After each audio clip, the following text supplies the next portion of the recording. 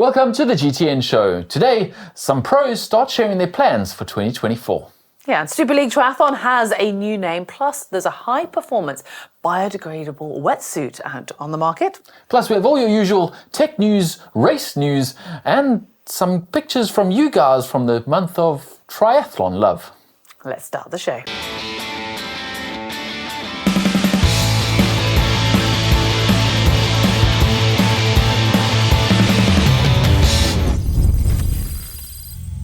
Starting as we always do with some of the stuff we've noticed on the internet over the last week or so. And we're starting with this one, which is Jan Frodeno starting triathlon training again. Oh yeah, I told you he was making the return. Yeah, no, it's not what you think. He's not coming to the T100 or anything like that. He is still retired, but he has his own race series, which is the Gravel Triathlon series. And there's a new one in Colombia, which he has set his sights on in a month's time. And he said he's getting back into the pool to start training for that. He said he only managed 2.8 Ks, which, I mean, that's a decent swim session for most people. But clearly for him, he was a bit disappointed he could only manage that. Yeah, no, High standards. It's cool to see him looking maybe slightly more attainable, but I'm sure lots of people will be excited that they can race Jan Frodeno and maybe have a chance of beating him. But yeah, good luck to you. Yeah, good luck with that. This next one was just a fun post that I just spotted. It says, "When life gives you lemons, make giant sculptures." Now, this is the French town apparently celebrating the Paris Olympics at their annual Lemon Festival. Now, I didn't know there was such a thing, but it was the fact that the first post was a swimmer, and I thought, well, it could be a triathlete. I mean, I'm not quite sure where they've got a jersey on. It's like a swimmer in a yellow jersey, so yeah, mixing cycling and first swimming. of all, I did think, it's something to do with the Tour de France. And then I was like, they've got swim goggles on. But yeah, it was just a very fun post of the cities starting to get behind the upcoming Paris Olympics. Yeah, cool. And then we had this, Sebastian Kienle has released a photo book. Now, it basically follows his whole last year, the discontinued tour and all the races he did to tick off his bucket list before he retired, and all the memories and everything that he made on that. It's a bit like sharing your own personal photo album with everyone and saying, yeah, you can also buy a copy, which maybe you're into. Maybe that's what you want to buy. Apparently, Jan Frodeno did write the foreword of it, so it probably is worth a read. We don't have a copy. Seb hasn't sent us one yet. But I mean, it would look good on the coffee table, and I'm all for books that just have pictures in. I mean, and apparently it's pretty inspiring too. I imagine it's pretty inspiring to see all the things that Seb's done in his career and over the last year. So yeah, cool idea, I think. Yeah. And then moving on, we had Sam Laidlow who put out a YouTube video. He went on a bit, but the brief of it was he gave us his race calendar for 2024, which is quite interesting because obviously we're seeing quite a lot of this. The top pros have signed up for the T100 series, which is 8 races. And then they're also trying to fit everything else that they're already kind of committed to into it. And Sam Laidlow is no exception. He is definitely planning to go to Kona and defend his Ironman World Championship title. But in order to do that, he has to do an Ironman to validate his entry for that. Plus, he's contracted to do all these T100 series. So he said he's doing T100 Miami, T100 Singapore, which will both be, and he said it quite a few times, he is not someone who is fit all year round. He will only be fit for the main ones. So he was going into those a little undercooked. Then he's going to try and validate at Ironman Victoria, T100 London, and then a full 10-week prep at home for Kona, which I guess is what he did last year and what he needs to do. And then a whole month in Kona leading up to the race before tacking on a couple more T100s after Kona, making a very long season. I mean, mentally that's exhausting, isn't it? To try and think about your season of that many important races. And I've heard a few of the pros just talking about that of it's not just trying to stay injury free and working out when to peak, but it's also just the psychological strain of that amount of kinking. Yeah. Okay. He does say in the video he would love to go to Challenge Roth, but he just can't fit in Challenge Roth. And 70.3 Worlds has also been cut from it because it's just not something he can fit in. So the athletes are being forced to choose. Interesting, actually, another athlete put an interview out on Tri247, and they interviewed Magnus Ditlev, and very similar race calendar, very similar plan. I guess the same kind of thought process. Well, it's interesting, isn't it? And obviously Ditlev being the defending champion of Roth, and what is Roth going to lose out on this year? In that interview, he was a bit cagey about whether he was going. He didn't say yes, but he didn't say no, and I can't really see how he'd fit it in. Yeah, I mean, I don't know. And we're either going to see athletes getting injured or just like really average performances consistently. It's going to be really interesting for us as viewers, I think, and spectators. T100's put a big spanner in the works of all these calendars. I mean, the best kind of spanner with the money that's with the money behind it. Yeah, exactly. But it is really difficult because a lot of these athletes will have signed contracts with like their sponsors to do like Kona or Nice, the Ironman World Champs, and now they've got to try and fit that in around 8 other events for the T100. So interesting to see how it all comes. We'll see some more triathlon calendars coming out later in the week, in the next few weeks. So it'll be interesting to watch and see what the pros do this year. On to Tri News now. We've just about got our heads around the fact that the PTO Tour has changed its name to T100. Well, it seems like this is the fashion in triathlon because Super League Triathlon, as we knew it, is now Super Tri. I mean, that's quite an easy one to get your head around, I guess, isn't it? And it's hard not to say it really fast, though. Well, I kind of did, didn't I? Yeah, a bit like the brand Super Tri, which is a bit random. But anyway, yes, they've just renamed their whole event as Super Tri. And then instead of, that's for their outdoor Super League events as we know it. And now they've also obviously did have the Arena Games, and they're now calling that the Super Tri E. So that is becoming part of the Super Tri E World Triathlon Championship event. So that they obviously teamed up with World Triathlon last year to make that a World Championship. So they've just renamed it E, which I think is kind of in line with the IOC and the way they're going with esports. So kind of streamlines it a little bit. Yeah, they've also pushed the new brand towards a bit more mass participation series for age groupers, for relays, for participants to get into triathlon rather than just the elite, which we've seen the Super League Triathlon previously been pretty much an elite-only events. So they're pushing more towards that. They've actually taken on quite a few events, like major events that have been around for many, many years. They've bought them and they're going to rebrand them. They're going to still have their names, but they're obviously going to have the Super Tri label attached to them so that you know what you're getting and trying to kind of bring it all together, which is really good. Michael Dulce, the CEO, said, "We've grown incredibly fast since our first test event in Hamilton Island in 2017, holding 30 events, all delivering exciting, entertaining and inspiring action. Now is the right time to look to the next stage of our development." So they've launched a new website at supertri.com.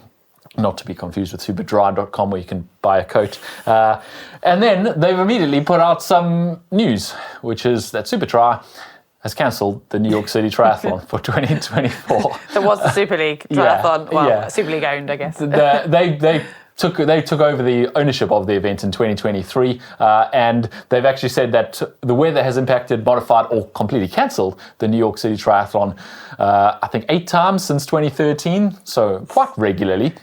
They normally have it towards the end of September, and it's very difficult, obviously, to find in the New York City calendar somewhere where you can actually hold your event. And this time was no exception. They're normally on the 5th weekend in September, and this year they aren't 5 weekends in September. So they kind of were left without a weekend to hold their race on. So the city did say they could have it in July, but the issue is obviously it'll be so hot they'll almost certainly have it cancelled or shortened, and they were like, we don't want to do that to our athletes, so we'll be back in 2025, which is a bit disappointing. So just cancelling it ahead of having to potentially cancel it. Yeah, exactly. They don't want to leave everyone disappointed. They said they would be taking a bet on the weather being okay, and they're not prepared to place that bet and everyone's entries on that bet, so they'd rather just move it to next year where they do have a date. I mean, it sounds so bizarre. I mean, I've never heard of a race not being able to happen in case there's not 5 weekends. I mean, there's only, 30 days in September, so there's quite often not 5 weekends in September. But it's got to be on a Sunday, apparently, and there just aren't enough Sundays in September this year. Oh, dear. So, yeah. Okay, well, I guess at least they'll be up front and people hopefully won't lose their money. Moving on to some slightly more, I guess, sobering news, but it has a bit of a random twist. A British athlete has sadly just been given a doping violation, and this is an age group athlete, in fact. Well, it's Louis Walker who's been given this ban for taking the clenbuterol. Now, apparently his girlfriend found these tablets, the Clenoxin tablets, in his car and then dobbed him in. She is now ex-girlfriend. We don't know the timeline of that, but she didn't actually report him to the anti-doping agency. She reported him to his coach, who then reported it to UK anti-doping. Yeah, Walker actually represented Great Britain at the World Triathlon Duathlon Championships in Ibiza in April. Interesting in this, though, they were told of his transgressions 3 months before that championship in April. They then interviewed him a month before the championships. UKAD interviewed him, where he admitted to taking them. And then he went off and raced the championship, and his ban wasn't handed down until September. because he admitted that he had taken it, his ban is reduced from 4 years to 3 years, so he's not eligible to compete until September 2026. Clenbuterol, if you don't know, is used by bodybuilders to kind of shred. I didn't know, to be honest. Yeah. Increase their lean muscle mass, reduce their fat mass, so it kind of helps you shred and get lean and powerful. It is banned, so he'll serve that ban. But yeah, interesting timeline and interesting series of events that led to this ban. It's a bit concerning, isn't it, that someone at not a particularly high level, it still takes them that long to stop them racing, and in theory could be putting other athletes, further down the podium. His justification was he was going through a personal crisis. His father had died, and he was putting on weight that he had worked so hard to lose, and so he just really didn't want to lose the weight. But a mental health crisis, as Colin Chartier will tell you, is not an excuse to take drugs. Now it's time for What the Tech. And starting with 4i has released a new power meter that is dual-sided. If you haven't heard of 4i, they're actually the original company, invented Ant Plus, if you didn't know that. Now they've turned into a power meter company. They released the Precision 3 Plus Pro, which is now dual-sided and also has Apple Find My technology included in it, so you can always find your power meter, which is presumably attached to your bike, so you can always find your bike, which is quite useful. Yeah, it's IPX7 waterproof and backed by a 3-year warranty. It weighs just 29 grams with a very low profile design, so it fits on many more bikes than the previous design. It's going to come spec on the Shimano Specialized S-Work Tarmac SL8 and the Atheos models. And yeah, as we say, the Apple Find My peace of mind for your viewers. It's for all your users. It is available as an aftermarket Dura Ace crankset, ready to ride from $950. Nice. Well, if you're going to lose your bike, I mean, that's very helpful, isn't it? Moving on, we have a new piece of tech from Zone 3. And they claim they have their first high-performance biodegradable wetsuit in the world that's just been released. Now, it's been made from a material called terraprene, which admittedly does come from limestone rock, so it does still have to be mined. But the plus point of this is it is 100% biodegradable once it's made into this material. Now, we don't know the exact time frame for the full wetsuit to biodegrade, but apparently for 30% of it will be gone in 522 days, so just under 2 years. That isn't if you put it in your compost heap. No, that's in a proper landfill conditions, which is low oxygen, high heat, high pressure. So but it's a lot better than the 100 years that a normal wetsuit would take. And also, don't worry, it doesn't mean it's going to start rotting if you leave it outside overnight or something. Yeah, apparently it doesn't biodegrade whilst it's in your cupboard or in your garage waiting for you to wear it. Yeah. So this is obviously a very flexible material that they can make high performance stuff, and it's going to retail at £399. It's being released at the end of this month, and they also offer a service to take it back once you've sort of finished with it, whatever, so they can actually remove the zips and the lining, so it can be fully sent to landfill to decompose. But you could also do that yourself if you wanted, I guess. Does feel like progress for the wetsuit industry. Yeah.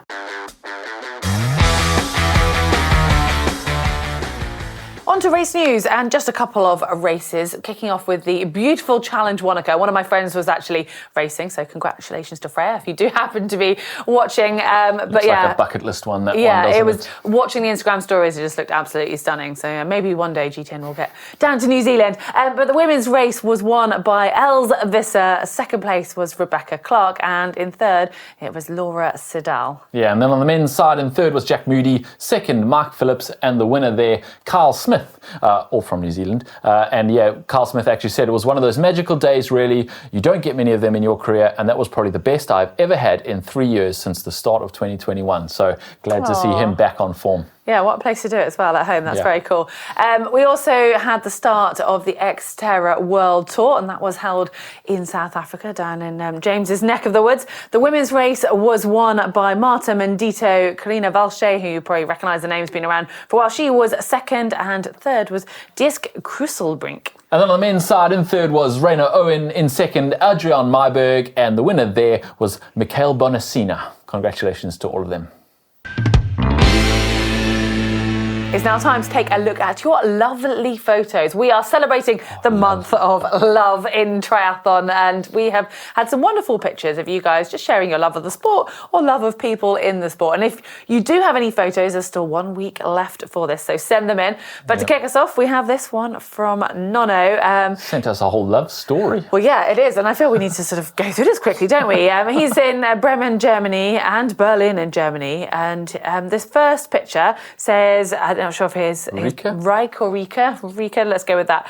We're dating for a couple of weeks. In August, she decided to come and support me during my main sprint distance triathlon in Bremen. The race was great, I loved it, but during it I noticed that I was really looking forward to being back in Rika's arms. I finally learned I loved her. So right after a super hard sprint finish over the finish line, I hugged and kissed her and told her that I loved her. What a great day with so many emotions. P.S. I didn't tell her, however, that I puked whilst running the last 2K. Oh, that's less romantic. Real love story, this one. Because then he sent the next picture, which says, weeks later, Rika finished her first triathlon and I was supporting her. Man, it's really nerve-wracking being on the supporting side without racing myself. But it was a great pleasure to see her fight and finish strong and happy. And he put a photo up of that. And then, 2 weeks on from that, this is all moving quite fast, says, after having so much fun watching each other race, we decided to finally race together. On her birthday, we skipped the birthday breakfast and did a sprint triathlon instead. Well, that was such a great present for both of us, such a great feeling, sharing the passion with your partner and seeing each other race on this course. Couldn't be more happy. And they certainly look happy, and even the dog looks quite happy, although she's sort of hiding in the background. But what a wonderful love story. Yep. We enjoyed that. Next summer they're going to get married, have a baby, and with a few triathlons in the middle. And get a dog with the as they go through the triathlons. Yeah, okay. Next one, this is from Simon from Ironman Frankfurt in 2023. He says, I love my wife SB for supporting me and completing my bucket list for my first full Ironman at Frankfurt 2023. He both loves Ironman and his wife. That is very sweet. And this final one for this week is from Thomas and says, the thing I love most about triathlon is getting to train, race, and especially the post-race party with my lovely wife. And when we're lucky, our sons and their wives come along on our racecations as our Sherpa team. Well, that is one family love for triathlon, isn't it? Brilliant stuff. Say what? Time to look at some of your comments that you've commented under some of our videos from the last week. And we're actually picking last week's show where Mark and Heather discussed the parkrun somewhat controversial decision to do away with the records at parkruns. And you guys had quite a lot to say on this. Bob McKenzie wrote, as someone who's relatively competitive, I appreciate to see the parkrun records. Not because I'm envious or put off, but because I'm in awe of someone's ability. Regarding the comments on athletes and starters doing the same start line, running can be one of the few sports where you can do exactly the same course event as your idol. You'll probably never get to play football with Messi. This should be celebrated. Look at how much interest Zwift gets when you can ride with insert professional rider here. James, Mark. Yeah. Yeah, exactly. I think that's one thing that triathlon does so well as well, isn't it? Yeah. We also have one here from Bevers68. It says, parkrun is for everyone, including those at the front, coming from someone towards the back. And it's nice to hear different perspectives here. Also, the results were quite discreet on the website and clearly weren't the focus of parkrun, just part of it, which again was my opinion here. I would be pretty upset if my record was taken off. Now, Mark's not here, but we feel we need to at least have some opinions from the other side as well. Yeah, well, Andy Tang said, I found parkrun intimidating and I ran alone until I was able to run 5Ks in 30 minutes. My parkrun times have since been between 27 and 40 minutes, depending on me and the course, but I wish I had started sooner. The 30-minute standard was self-imposed after seeing records online. So he was clearly looked at what I have to do to go and do a parkrun, looked at the records and thought, I have no business being there until I can run 30 minutes, which is obviously not the truth. Yeah, which is a shame. And that's why I think they should have all of the times up quite visible, because at my parkrun, it's normally, the back mark is normally about an hour. So, it's open to anyone. But there was another sort of aspect to a lot of, reading between the lines of why the records were removed. And we went from the press release that Parkrun had mentioned, which was talking about making it more inclusive. However, there were rumours that they had removed these because a couple of the women's records had been taken by transgender women. There's a comment here from R. Moffat 44 and says, you didn't mention, and Parkrun don't mention, an issue that's cropped up in the comments, which is that a number of occasions of female records being smashed by trans women. If Parkrun are going to post records at all, many women want them to show the performance of biological women, not a time that is unattainable for them. They go on, and basically there was quite a few people who picked up on that, and we it wasn't a topic that we were addressing in the show, but nice to hear everyone's different opinions and thoughts on this parkrun saga. They go on to say that confronting the female records like that would be invited onslaught of controversy, so simply removing the records altogether must have felt safer for Parkrun. Parkrun did actually comment in their original press release saying that was not the reason for them removing the records and re-looking at it. Obviously, that was what we were going on when we discussed read it into it last as week. you like. Read into what you like. I do believe that it was something like 3 records out of thousands that were actually held by trans women. So I don't think it was a major issue and certainly not a reason for their action. Yeah, interesting. Anyway, that does bring this week's show to a close. We have an interesting video coming up on what it takes to turn pro with Steph Clutterbuck, who you might well recognise, seeing her on several of our videos in the past. So I'm quite excited to see that one. She's embarking on that pro journey and, we sat down with her. I hope I didn't scare her too much. It's an interesting video, though. We also, if you're looking for something to watch right now, Mark has got Sarah Richardson from GTN into running, and obviously that's a bit of a jump for a cyclist. So Mark's taking him through some tips for the beginner, and it is well worth a watch if you are embarking on running, or if you just want to see Sai, struggling a little bit with something that he's completely new to. Head over there and watch that now. Thanks for watching this week, and we'll see you again next week.